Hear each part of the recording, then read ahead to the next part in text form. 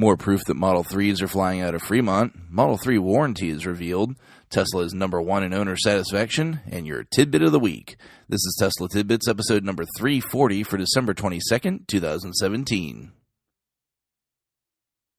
We start at Tesla Rotti today, where we've got more proof that Model 3s are indeed on the way up Elon's S-curve.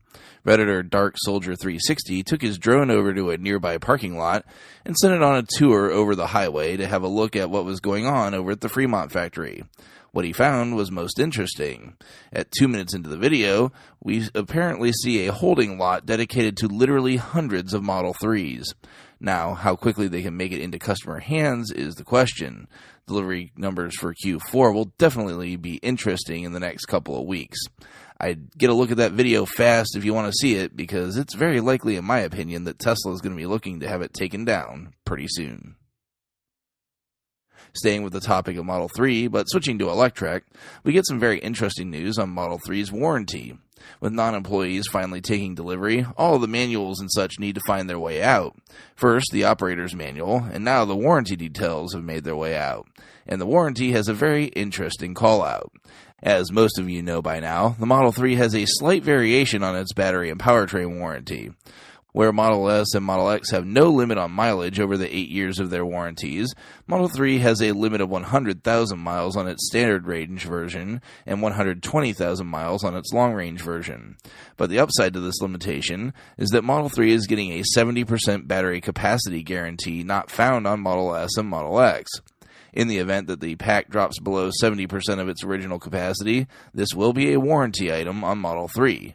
Which is good peace of mind to offer those buying what is likely the largest non-home purchase in their life. As we know, though, Model S and Model X have been champions at retaining range, reaching 150,000 miles in some instances before even approaching a 10% capacity loss, and this with much older battery tech. It would appear based on this that Tesla has made an easy talking point that they're nearly certain will cost them nothing monetarily, but may gain them plenty in sales. Still at Electrek, we get the latest in Tesla's love-hate relationship with Consumer Reports. This time around, though, Tesla is feeling the love from the magazine. For the third year running, Tesla gets the top nod from the outlet's owner satisfaction report. The report is created as follows, quote, "We collected data on more than 500,000 vehicles with our annual owner satisfaction survey.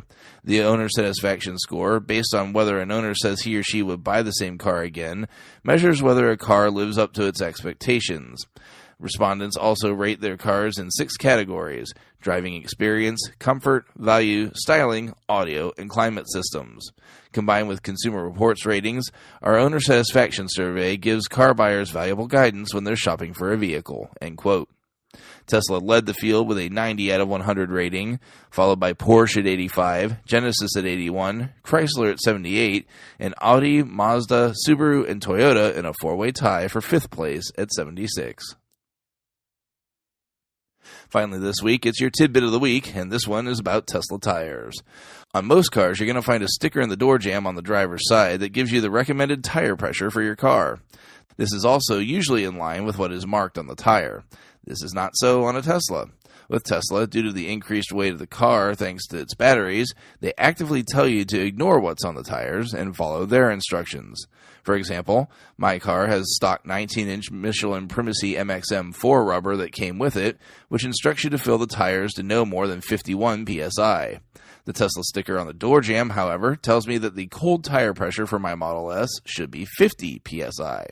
This clearly will result in a higher operating psi than the maximum suggested by the tire with any use at all. It's counterintuitive since most folks, myself included, would tend to believe the maker of the tire to be the source of truth.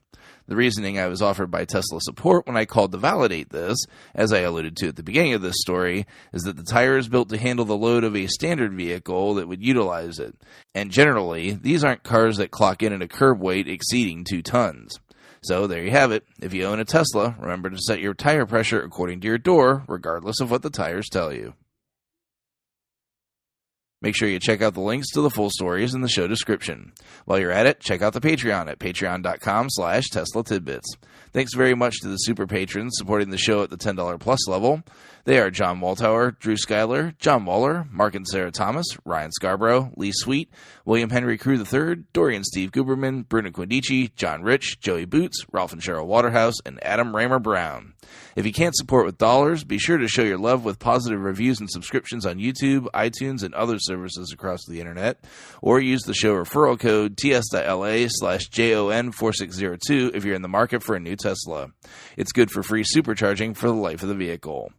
That's it for today. If you have feedback for me, the best way to be heard is to tweet at Tesla Tidbits and use the hashtag AskTeslaTidbits if you'd like your question to be considered for the show.